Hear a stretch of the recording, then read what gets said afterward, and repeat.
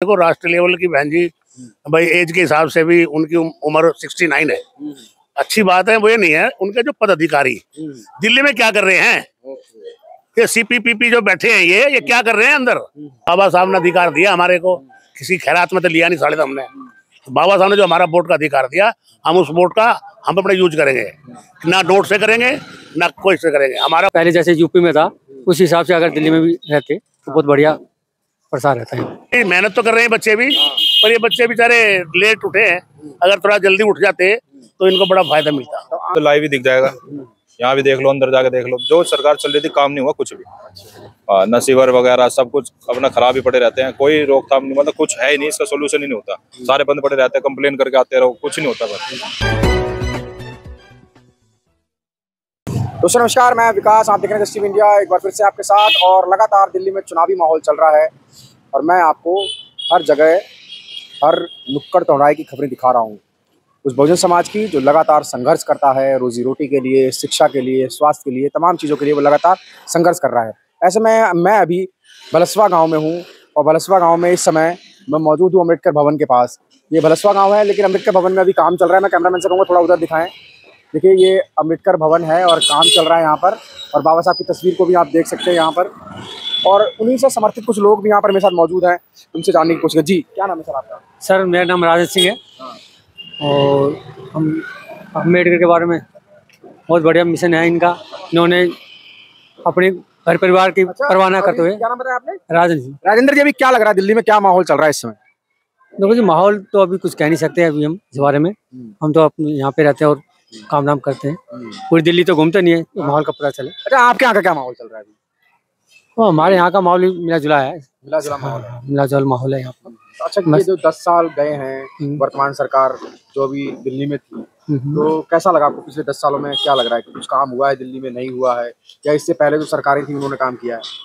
हाँ, कुछ काम भी हुआ है हमारे गांव में, तकरीबन बने हैं, रोड वाड बने हैं, तो हम तो यही कहेंगे चल काम हुआ है।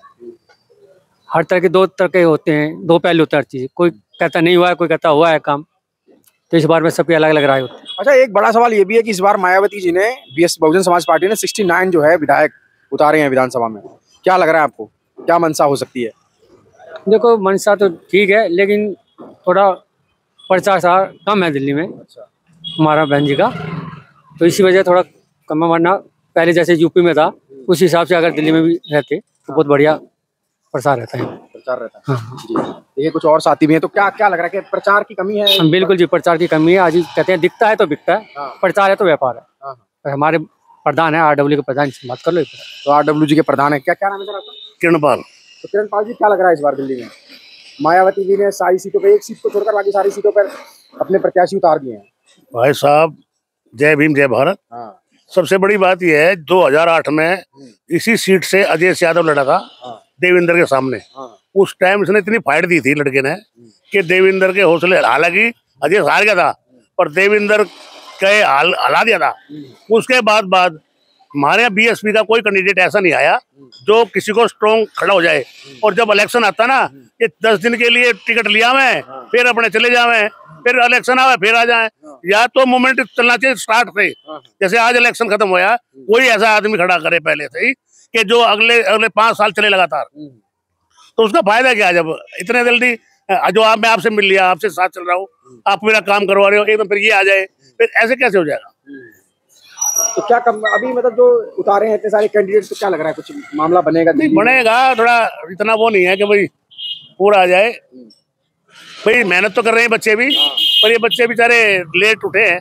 अगर थोड़ा जल्दी उठ जाते तो इनको बड़ा फायदा मिलता। तो आप तमाम लोग हैं भाई, जो हमारी वोट है वो तो हम अपना, तो हमारा तो अपना ही है, पर लेकिन जो और आते ना उसमें अलग ही मजा। देश में कहते हैं इस देश में 2 ही पार्टियां ऐसी जिनका कोर वोट है, एक बीजेपी है और दूसरी बीएसपी है। उसकी जो वोट है तो भाई वोट पक्की है, उसकी तो वोट पक्की है, उसको कौन हटाएगा? लेकिन लोग कह रहे हैं दिल्ली में जो बीएसपी का कोर वोटर है, जो दिल्ली का जो बीएसपी का कोर वोटर है दिल्ली में बदल जाता है, ऐसे भी लोग आरोप लगाते हैं।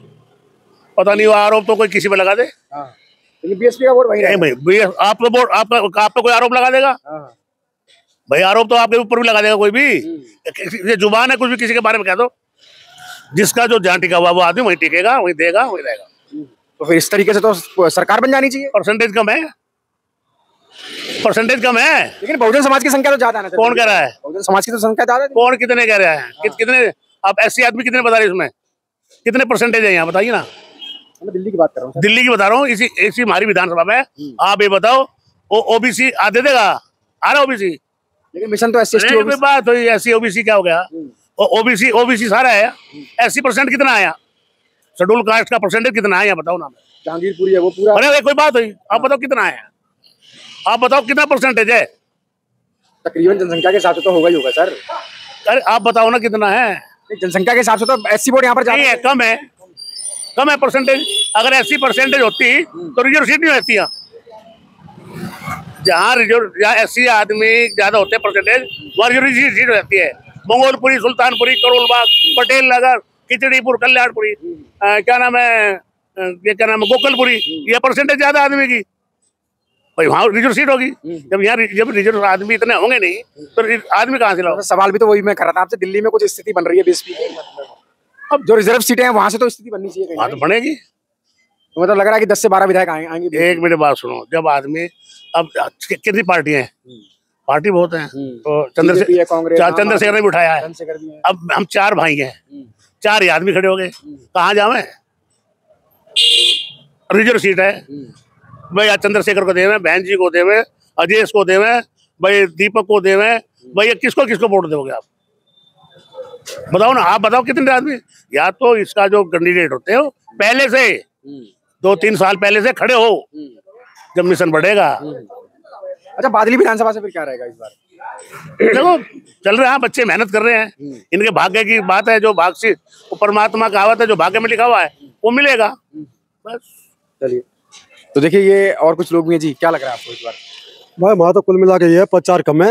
मायावती एक बार को देख ला, 5 साल तक भूल जाता, कोई नहीं आता। मुख्यमंत्री यूपी का आ रहा है, कितना प्रचार कर रहा है। मायावती पता कौन सी आई है? अब से पहले भी कब आई है? आपके तो छोड़ दो, अब से पहले भी कितने। आकाश आनंद ने तो की है बुराड़ी में रैली। क्या करेगा? रैली करी वो, कोई रैली में रैली कोई होती है? अगर दिल्ली में आना था पूरे बहुमत से उतरना पड़ेगा, खूब रैलियां करनी पड़ेगी। ये भी कुछ सीटें निकल सकते, इतने कोई सीटें नहीं आ सकते। अच्छा, कुछ लोग आरोप ये भी लगा रहे हैं कि भाई जो बहन जी हैं जिन्होंने 17 सीटों पे जो कैंडिडेट उतारे हैं, कहीं ना कहीं उससे डायरेक्ट बीजेपी को फायदा होगा। कह रहे हैं वोट परसेंटेज। हाँ होगा, बीजेपी को फायदा होगा। ये तीनों में वोट कटेंगे, बीजेपी को फायदा होगा, ये हकीकत है। तो क्या कहना चाहेंगे फिर इस बार जो दिल्ली में क्या लग रहा है, कुछ सीटें आएंगी? भाई मुझे तो ये लगता है ज्यादा आगे तो 2-4 सीट आ गई राजस्थान के। हाँ बस, इससे ज्यादा कोई उम्मीद नहीं है। वोट परसेंटेज वगैरह बढ़ेगा या नहीं? वो तो बढ़ेगा ही थोड़ा बहुत, जब उतरे तो वोट भी बढ़ेगी, घटेंगे तो है नहीं। और बीजेपी को फायदा होगा इससे। बीजेपी को फायदा? हाँ, इन तीनों में वोट कटेंगे और बीजेपी को फायदा होगा। चलिए देखिए, कुछ और युवा साथी हमारे साथ मौजूद है। क्या नाम है सर आपका? जसपाल। जसपाल जी, कैसा लग रहा है आपको दिल्ली का माहौल इस समय? दिल्ली का माहौल काम को लेके देखा जाता है सारा ही। जब काम ही नहीं है तो फिर आगे वोट किसको दे? लग नहीं रहा आपको कि काम हुआ है इस बार? काम हुआ है, आप खुद ही देख लो। अभी फिलहाल ये तो लाइव ही दिख जाएगा, यहाँ भी देख लो, अंदर जाके देख लो। जो सरकार चल रही थी काम नहीं हुआ कुछ भी। नसीवर वगैरह सब कुछ अपना खराब ही पड़े रहते हैं, कोई रोकथाम नहीं, मतलब कुछ है ही नहीं, इसका सोल्यूशन ही नहीं होता। सारे बंद पड़े रहते हैं, कंप्लेन करके आते रहो, कुछ ही नहीं होता बस आगे जाके। तो अभी बीएसपी की क्या स्थिति है? बीएसपी की तो अभी फिलहाल अपने फैमिली के मेंबर खड़े हैं, तो सपोर्ट उन्हीं को रहेगा सारा। बाकी जो भी है देखा जाता है। सिर्फ वोट का तो ये है कि मान लो अगर किसी को भी हमने सीट वो दे दिया, सीट दे दी कि हाँ भाई कांग्रेस से खड़ा वो खड़ा है, तो मेन क्या रहता है बंदे की वो वैल्यू कि वो किस तरीके का है, क्या है। अब उसके फेस वैल्यू पे वोट चले जाएंगे आगे जाके, बस यही रहता है। और काम के ऊपर बात रहती है सारी। काम अगर कोई भी करेगी तो वो जीतेगी। बीएसपी ने जो सारी विधानसभाओं पे जो कैंडिडेट उतारे हैं, क्या उससे कुछ फर्क पड़ेगा? दिल्ली में कुछ स्थिति बदलेगी? क्या लग रहा है कि कुछ रिजर्व जो सीटें हैं उन पर तमाम कैंडिडेट आएंगे? क्या देखो उतारने अच्छी बात है, जब तक फील्ड में खड़े नहीं होंगे तो जब तक वोट पड़ेंगी कहाँ से? क्या मायावती का आना जरूरी है? बहुत जरूरी है। जब तक अब वो खाली यूपी में है, यूपी में आना जाना सब कुछ लगा रहेगा, तो यहाँ कोई देखने नहीं आएगा तो यहाँ बात कैसे बनेगी बिना आए गए किसी के? देखिए, तो देखिए ये बुजुर्ग हैं, एक बार फिर से इनके पास चलते हैं। जी, क्या कहेंगे? क्या बीएसपी का ये प्रचार नहीं करना एक बड़ी समस्या हो गई? इससे पहले निगम पार्षद का जब इलेक्शन हुआ था ना, हमारी याद जाटो चौपाल में ही मीटिंग हुई थी। यहाँ के प्रभारी आए थे, उस मीटिंग में मैं बैठा था। मैंने उनसे यही बात कही थी, मेरा भाई जब इलेक्शन आता है तुम दफ्तर से बाहर जब आते हो, और जब इलेक्शन खत्म हो जाता है दफ्तर में जाकर बैठ जाते हो। इससे बात नहीं बनेगी, जागरूक करना पड़ेगा, हर आदमी करना पड़ेगा, जब ही जाके कुछ मिलेगा। आप ये सोचो अब एमएलए का इलेक्शन खत्म, 8 को खत्म हो जाएंगे, उसके बाद खत्म। आज 25 है, 30 में इलेक्शन आएंगे, फिर जब आएंगे एमएलए के, 27 में निगम पार्षद के जब आएंगे, और 24 में 29 में आएंगे एमपी के जब आएंगे। अरे भाई जब तुम अपना कैंडिडेट उठा रहे हो ना तो उस कैंडिडेट को पहले डिक्लेयर करो। ये नहीं 4 दिन में गए टिकट लेकर चले आओ फिर उठा दो। पहले डिक्लेयर करो कि आपको पब्लिक के बीच में रहना, अपनी विधानसभा में निगम पार्षद है, अपने वार्ड में रहना है, MP बनेगा पूरे इलाके में रहना पड़ेगा, उसको खड़ा करो, जब भी आपसे फायदा होगा। 4 दिन में मान लिया जाए अभी हमारी ये जाटो चौपाल बन रही है, अब हमारे जब यहाँ कोई आदमी आया नहीं, हमारे MLA यदि यादव है, उसने भाग दौड़ करके इसका बनाया है, वाल्मीकि चौपाड़ है वो तोड़ कर बना रहा है। अब जब आप तो आओगे नहीं, तो कोई तो हमारा काम करेगा, और उसके साथ नहीं खड़ा किसके साथ खड़ोगे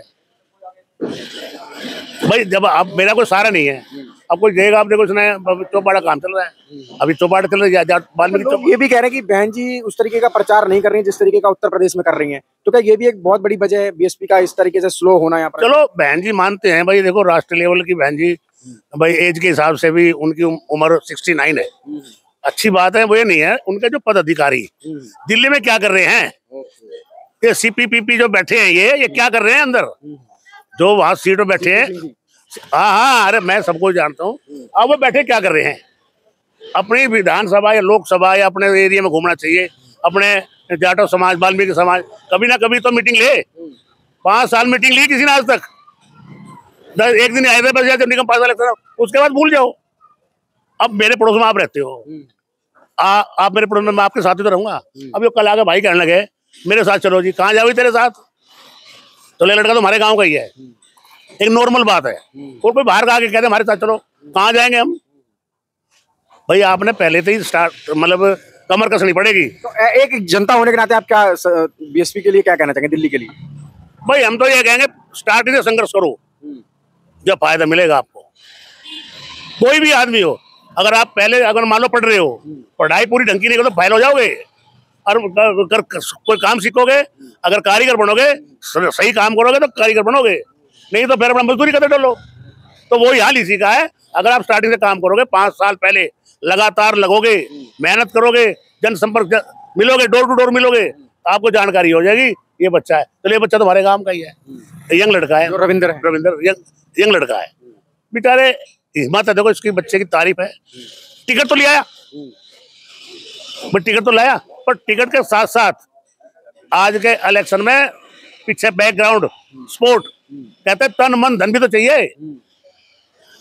भाई तन तो लिया, मन से भी लिया, अब धन भी तो चाहिए भाई। आज हर जगह पैसे लगते हैं भाई, हर जगह खर्चा लगता है भाई। कैंपनिंग करेगा उसमें भी खर्चा, कहीं मीटिंग करेगा वहां भी खर्चा।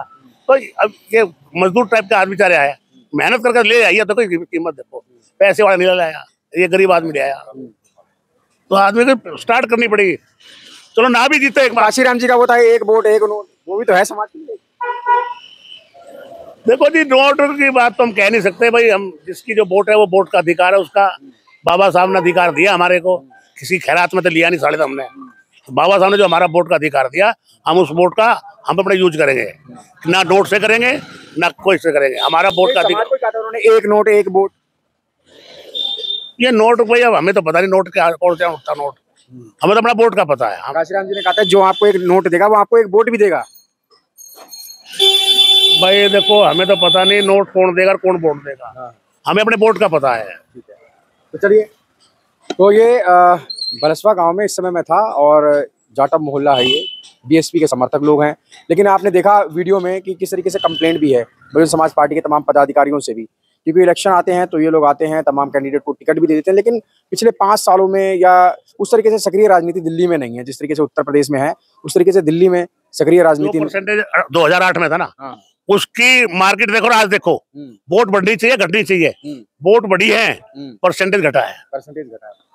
तो कहीं ना कहीं परसेंटेज घटा है, ये एक बड़ा सवाल है दिल्ली के विधानसभा में। आने वाला वक्त बताएगा कि BSP को कितनी सीटें मिलेंगी या कितना वोट परसेंटेज बढ़ेगा, ये आने वाला वक्त बताएगा। तमाम खबरों के लिए आप देखते रहिए जस्ट TV इंडिया।